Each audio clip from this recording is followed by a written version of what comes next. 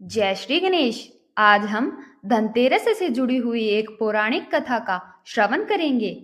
चलिए जानते हैं कि किस प्रकार से हुई धनतेरस मनाने की शुरुआत।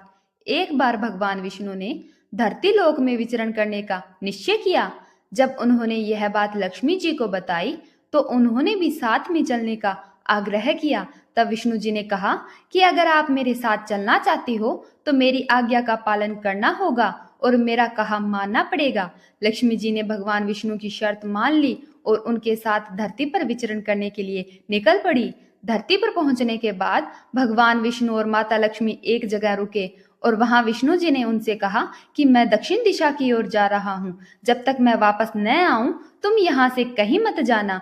विष्णु जी के जाने के बाद लक्ष्मी जी के मन में जिज्ञासा पैदा हो गई कि आखिरकार दक्षिण दिशा में ऐसा क्या है जो स्वामी ने मुझे उनके पीछे आने से मना किया है। लक्ष्मी जी से रहा नहीं गया और अपनी जिज्ञासा को शांत करने के लिए वे भी भगवान विष्णु जी के पीछे पीछे चल पड़ी।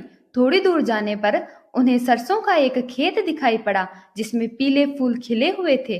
सरसों के फूलों की सुंदरता देखकर माता लक्ष्मी मंत्र मुग्ध हो गई और उन्हें तोड़कर अपना श्रृंगार करने लगी। इसके बाद थोड़ा और चलने पर उन्हें एक गन्ने का खेत दिखाई दिया। लक्ष्मी जी ने गन्ने तोड़े और उनका रस पीने लगी। उसी क्षण भगवान विष्णु जी वहां प्रकट हो गए। विष्णु जी लक्ष्मी को देखकर उन पर क्रोधित हो गए और बोले, मैंने तुम्हें इधर आने से मना किया था परंतु तुम नहीं मानी और किसान के खेत में चोरी करने का अपराध कर बैठी। अब तुम्हें इस अपराध से मुक्ति पाने के लिए किसान की 12 सालों तक सेवा करनी पड़ेगी। ऐसा कहकर भगवान विष्णु वहां से अंतर्ध्यान हो गए। इसके पश्चात लक्ष्मी जी उस गरीब किसान के घर में वेश बदल कर रहने लगी। एक दिन लक्ष्मी जी ने किसान की पत्नी से कहा कि तुम स्नान कर कर पहले मेरे द्वारा बनाई गई लक्ष्मी जी की मूर्ति का पूजन करो, उसके बाद रसोई में भोजन बनाओ।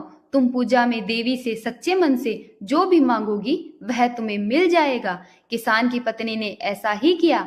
लक्ष्मी जी की पूजा के फलस्वरूप किसान का घर धन धान्य से परिपूर्ण हो गया और उन्हें सभी सुखों और समृद्धि की प्राप्ति हुई। इस प्रकार किसान के 12 वर्ष आनंद पूर्वक कट गए। 12 वर्षों के बाद लक्ष्मी जी किसान के घर से जाने के लिए तैयार हो गई और विष्णु भगवान उन्हें वापस ले जाने के लिए प्रकट हो गए।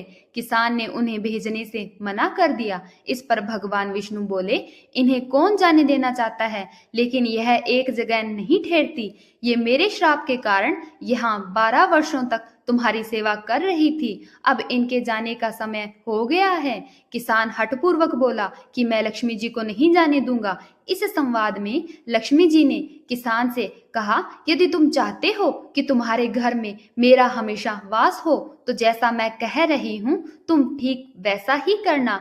कल धनतेरस है, तुम घर को लीप पोत कर स्वच्छ कर लेना।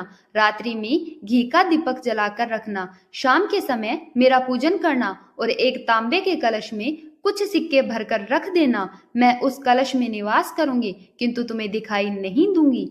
इस एक दिन की पूजा से तुम्हारे घर में सदैव मैं निवास करूंगी। ऐसा कहकर लक्ष्मी जी अंतर्ध्यान हो गई। किसान ने लक्ष्मी जी के कहे अनुसार विधि पूर्वक माता का पूजन किया। लक्ष्मी जी के आशीर्वाद से उसके घर में हमेशा समृद्धि का निवास हो गया। मान्यता है कि तभी से धनतेरस के दिन लक्ष्मी जी का पूजन किया जाता है और धनतेरस का त्योहार मनाया जाता है।